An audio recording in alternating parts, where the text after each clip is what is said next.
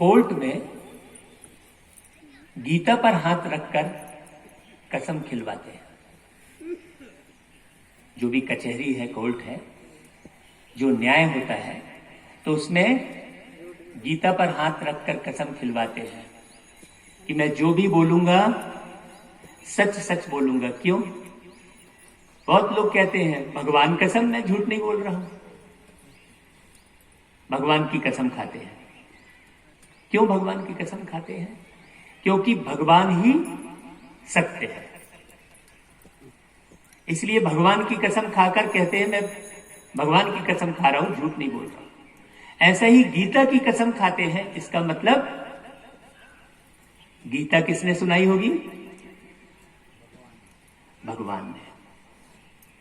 तभी तो गीता के पर हाथ रखकर कोर्ट में कसम खिलवाते हैं। लेकिन गीता पर हाथ रखकर सरासर झूठ बोल रहा होता है और उसके झूठ को सच बनाने के लिए बहुत सारे काले कोट वाले तैयार खड़े रहते हैं।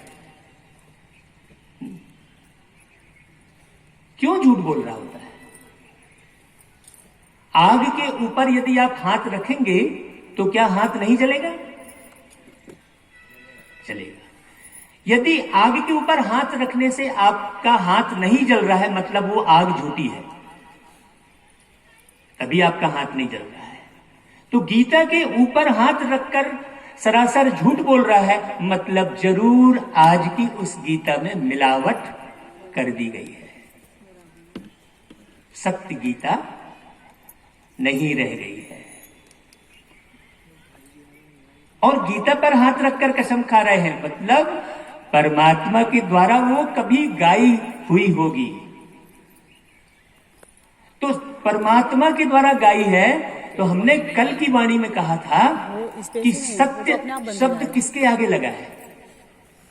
कल सब खाली कर दूंगी। आपने तो बहुत सारे भगवान डिसाइड कर लिए हैं, इसलिए हमें बोलना पड़ता है कि किस भगवान के आगे सत्य लगा है? शिव के आगे। और किसी भगवान के आगे सत्य नहीं लगा है। इसका मतलब क्या हुआ? है ना? तो फिर बाकी जो हम कृष्ण जी और रामचंद्र जी को भगवान कहकर पुकार रहे हैं, तो फिर क्या वो झूठे हो गए क्या?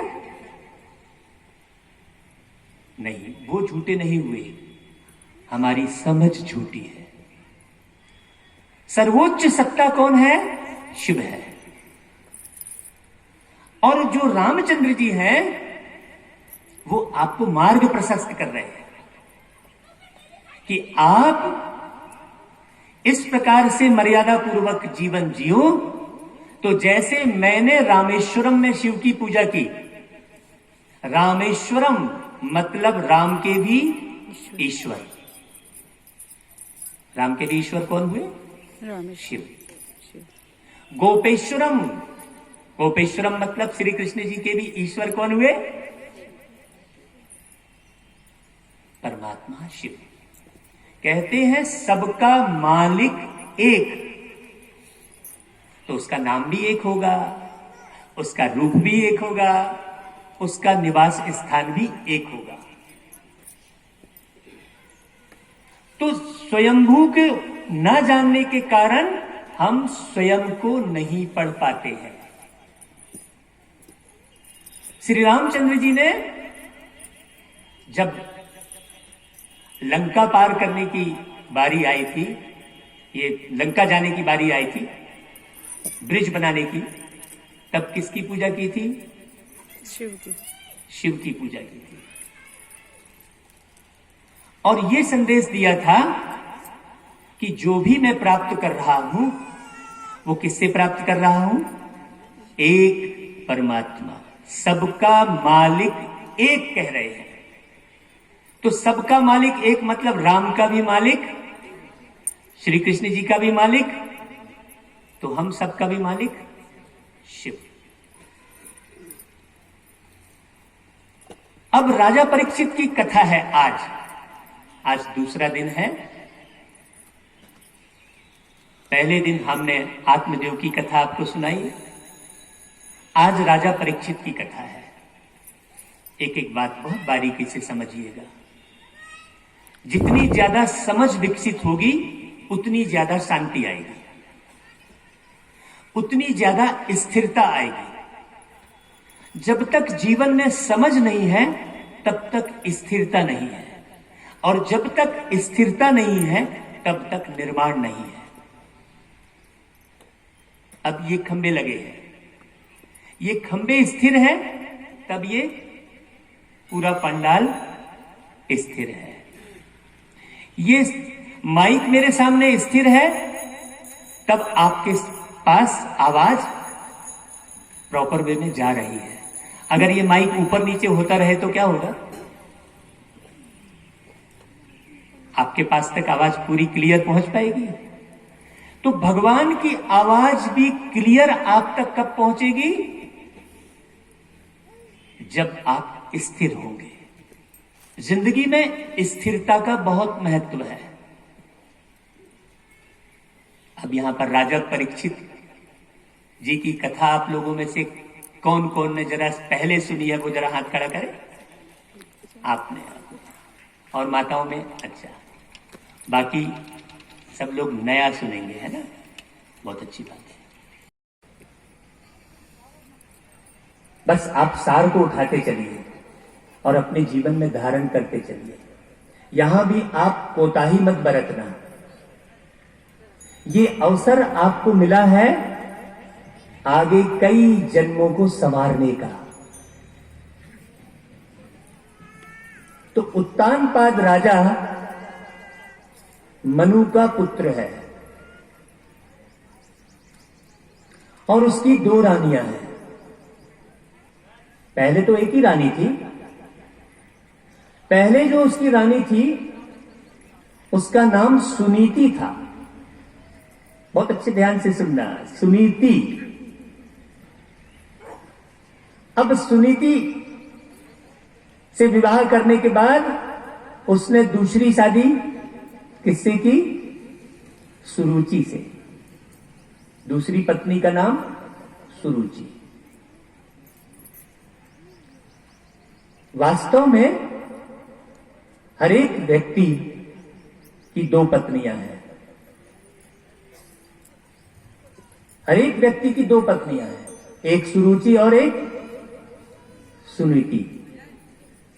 सुनीति क्या करती है? सुनीति बहुत अच्छे नीति मार्ग पर चलती है, और सुरुचि क्या करती है? भटका देती है, पूरे परिवार को बिखरा देती है। अब देखिए, सुनीति मतलब नीति। सु यानी अच्छा। अच्छी नीति पर चलने वाला व्यक्ति उत्तानपाद की तरह दुख नहीं पाता, और जो सुनीति को छोड़ देता है और सुरुचि को अपना लेता है तो उसका पूरा परिवार बिखर जाता है। और आज हर एक मनुष्य सुनीति को छोड़कर सुरुचि को अपना रहे हैं। आज सारी लड़ाई, मेरे पास बहुत सारे फोन आते हैं कटनी से, जबलपुर से, जगह जगह से। महाराज जी, मैंने अपनी बिटिया की शादी की और वो मेरा दामाद उसको तलाक दे रहा है। अभी क्या करें हम?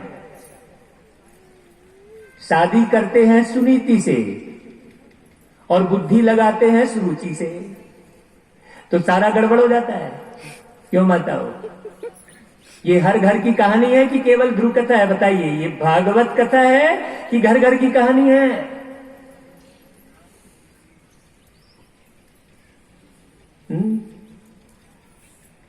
हर एक व्यक्ति के जीवन में वो कहानी घटी है।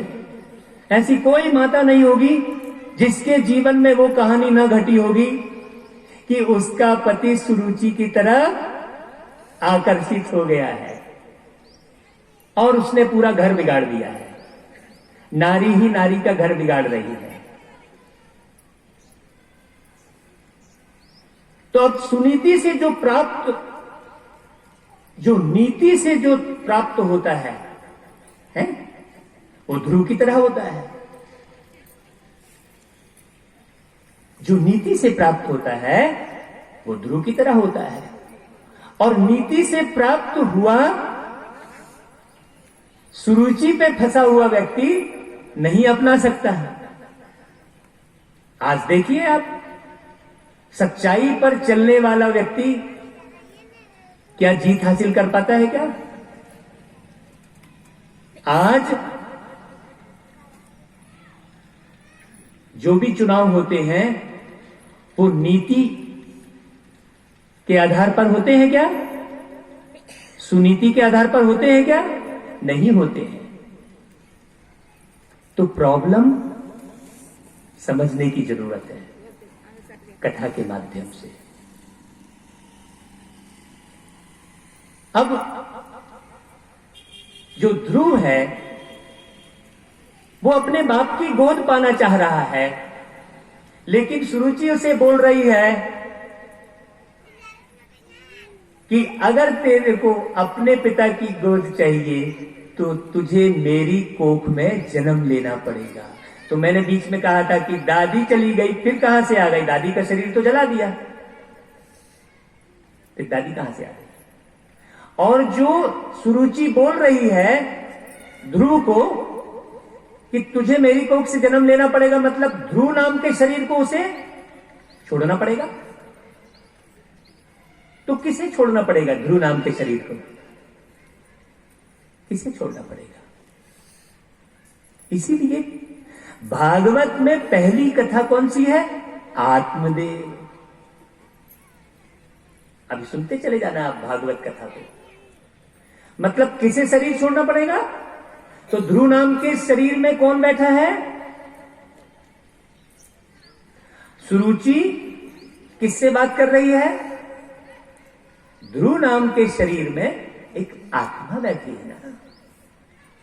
तो सुरुचि एक आत्मा है और वो ध्रुव नाम के शरीर में जो आत्मा बैठी है उससे क्या बोल रही है कि तुझे फिर से मेरी कोख में जन्म लेना पड़ेगा। मतलब जिस शरीर में वो आत्मा बैठी है उस शरीर के साथ वो उसे गोद में नहीं बिठा सकती। बहुत बारीक बात ध्यान देना। अभी लड़ाई, दूसरी लड़ाई भी इसी बात की है घर घर में। जेठानी के बच्चे वो पसंद नहीं आ रहे हैं, जेठानी के बच्चे पसंद नहीं आ रहे हैं, जेठानी को देवरानी के बच्चे पसंद नहीं आ रहे हैं। मेरे बच्चे और तेरे बच्चे, गहन रहस्य को समझेंगे तब मालूम पड़ेगा। हमने तो बस कहानी सुन ली। इसलिए मैंने पहले दिन कहा था कि कथा और प्रथा ने बढ़ाई व्यथा और कहानी ने की हानि। इसलिए बंद करो अब कथा कहानी और सुनो परमात्मा की वाणी। अब मैं क्या कर रहा हूं, मैं वैसे डायरेक्ट परमात्मा की वाणी सुनाना चाहता हूं, लेकिन क्या करें, लोग कथा में ही आकर्षित होते हैं। तो मैंने क्या किया कि कथा को भी साथ में रख के चला कि चलो भाई, लोग कथा के बहाने आएंगे, श्रद्धा बैठी हुई है तो मैं उसका आधार ले लेता हूं। इसलिए मैंने गीतों का आधार रखा कि लोग गीत सुनकर आकर्षित होंगे, तो चलो मैं गीत सुना दूंगा। तो हमने बहुत प्रैक्टिस गीत की थी। सारी तपस्या हमने इसी बात की थी कि कैसे करके मेरे जो भाई बहन हैं वो उस परमात्मा को सच्चे अर्थों में जान लें, उस सत्यम शिवम सुंदरम को पहचान लें अच्छे से। एक कशिश मन के अंदर में समा गई। क्यों? क्योंकि मैंने पा लिया, सब कुछ पा लिया है हमने, सब कुछ पा लिया है हमने, अब पाना कुछ बाकी नहीं, अब पाना कुछ बाकी नहीं। हर एक प्यास बुझी है मन की, हर एक प्यास बुझी है मन की, अब आत्मा प्यासी नहीं, अब पाना कुछ बाकी नहीं। आज सबसे पीछे बैठे हैं, क्योंकि शर्मा जी के विशाल हस्त है तो सबको समेटकर पीछे बैठे हैं। पीछे वालों पर नजर विशेष जाती है। बताइए, आपसे पूछता हूं, कण कण भगवान का है समझने से दुनिया परिवर्तित होगी कि कण कण में भगवान कहने से दुनिया में सुधार आया? बताइए, कण कण में भगवान कहा तो कोई डरा क्या? भगवान को महसूस किया? अगर भगवान को महसूस कर रहा होता, कण कण में महसूस कर रहा होता, तो इतनी हत्याएं, इतना भ्रष्टाचार, टेबल के नीचे से पैसा, घूसखोरी, ये नहीं हो रहा होता। अब देखिए, कण कण में भगवान समझना कितनी बड़ी भूल हो गई, और कण कण भगवान का है समझने से कितना फायदा होगा। कण कण भगवान का है समझ लेने से मेरा सबसे ममत्व हट जाएगा, किसी में मेरापन नहीं जुटेगा। तो कोई भी चीज गुम हो जाएगी तो दुख नहीं होगा। क्यों? किसकी चीज चली गई? भगवान की चली गई, मेरा क्या गया? क्योंकि कण कण भगवान का है। तो दुख किसमें समाप्त होगा? तो हम में, तुम में, खड़ग खंभ में कण कण में भगवान नहीं, कण कण भगवान का है सही। आज अच्छे से गांठ बांध के समझ लीजिए। रामायण में भी यही बात लिखी है। मैं रामायण की ही बात बता रहा हूं आपको, मैं गीता की ही बात बता रहा हूं, लेकिन चुनकर, समझकर, पढ़कर, अध्ययन करके बता रहा हूं। रामायण में 3 राम की कहानी। एक राम घट घट का वासी, जो लक्ष्मण को और सीता को साथ में लेकर वन वन भटक रहा है। भरत को साथ में लेके नहीं गया है, शत्रुघ्न को भी नहीं ले गया, लक्ष्मण और सीता को लेके गया। वो घट घट का वासी राम।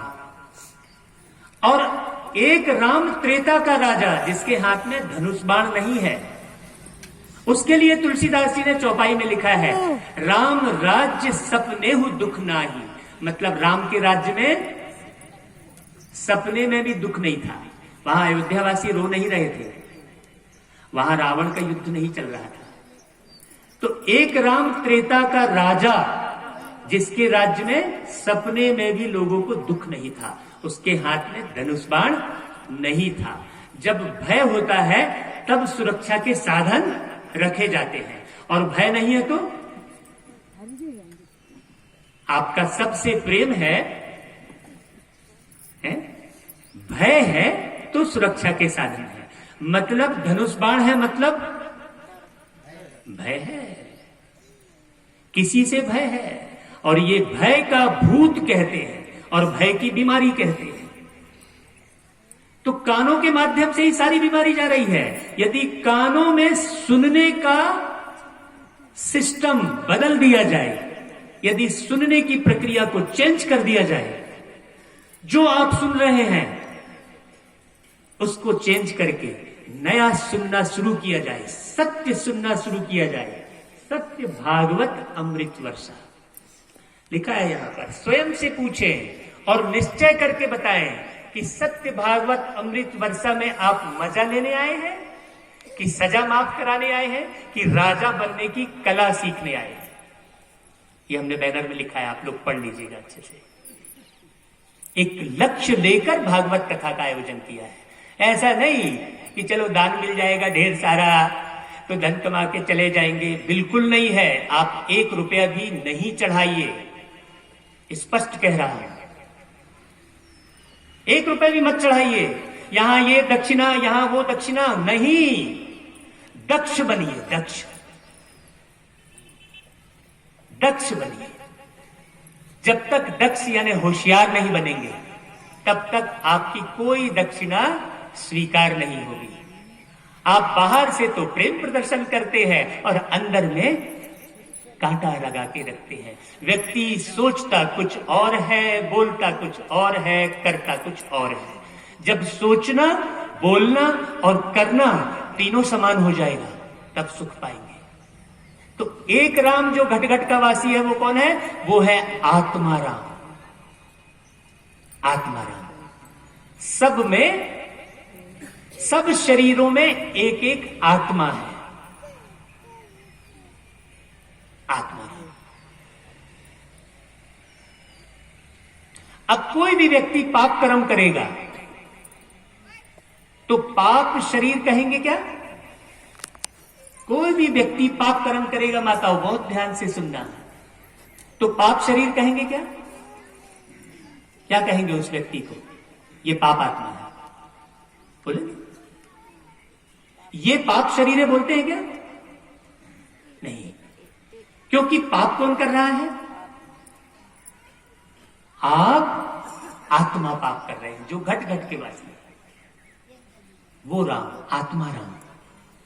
अपने अंदर के राम को पहचानो, जो कहा सबके हृदय में राम बसा है, जो कहा वो किसके लिए कहा? आत्मा के लिए। अब जब आप राम का ध्यान करेंगे तो फिर किसका ध्यान करेंगे? स्वयं का ध्यान करेंगे कि आपका लक्ष्मण आपके साथ है कि नहीं, आपकी सीता आपके साथ है कि नहीं, ये जांच करेंगे। इस पर और विस्तार से हम आपको आगे बताएंगे। अभी तो आप कथा सुनने आए हैं, अब बताइए कथा सुनने आए हैं कि कथा का सार सुनने आए हैं? किसको कथा सुनने की इच्छा है? जरा हाथ खड़ा करें। जिसको कथा सुनने की इच्छा है कि एक सरलग में कथा सुनाऊं और कथा समाप्त करूं, आज इसकी कथा कल उसकी कथा, और कथा समाप्त कर दे, जिसको कथा सुनने की इच्छा है जरा वो हाथ खड़ा करें।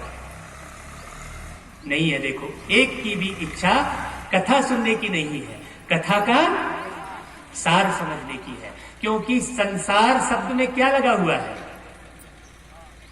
संसार शब्द में सार शब्द लगा हुआ है। आप संसार में रहते हैं तो विस्तार को क्यों उठा रहे हैं? सार को उठाइए, तब संसार में आप सुखी रहेंगे ना? तो सार क्या है कि आप जो सुने हैं अभी उसे समझे कि एक राम घट घट का वासी आत्मा राम। अब कोई भी मनुष्य पुण्य कर्म करता है तो माताओं पुण्य शरीर बोलते हैं क्या? क्या बोलते हैं? ये पुण्य आत्मा है। इसका मतलब शरीर में बैठकर आप आत्मा पुण्य का कार्य कर रहे हैं, तो पुण्यात्मा है। पाप और पुण्य को भी समझना है। भागवत की प्रत्येक कथाओं में हर एक चीज का वर्णन है, लेकिन समझने का फर्क है। कोई भी आत्मा अर्थात कोई भी मनुष्य व्यक्ति महान कर्तव्य करता है तो क्या बोलते हैं? महान शरीर बोलते हैं क्या? महात्मा। कोई भी व्यक्ति शरीर में बैठकर धर्म का काम कर रहा है तो क्या बोलते हैं? धर्मात्मा। इसका मतलब आप आत्मा को एक शरीर में बैठने का चांस मिला है। ये आंख रूपी जो ट्रांसपेरेंट देखने का जो चांस मिला है आपको, जैसे कार चला रहे हैं और कांच धुंधला है तो आप ड्राइव कर पाएंगे क्या? नहीं कर पाएंगे। तो आपको ये जो जीवन मिला है ये बड़ा अनमोल मिला है।